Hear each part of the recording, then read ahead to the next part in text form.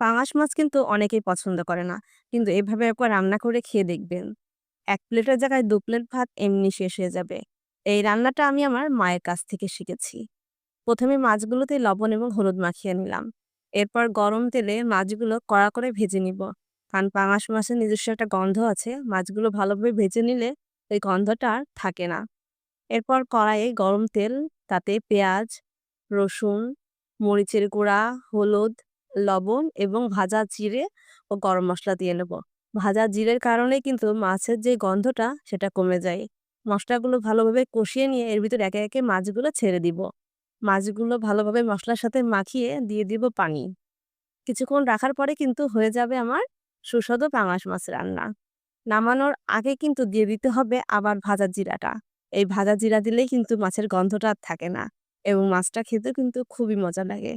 তারপরে আমি কিন্তু নিয়ে নিয়েছি ১ প্লেট গরম ভাত এবং মাছের একটি পেটি। মাছের এই পেটির অংশটা কিন্তু আমার খুব মজা লাগে। এভাবে সবাই রান্না করে ট্রাই করবেন কিন্তু অবশ্যই। আমাকে জানাতে ভুলবেন না।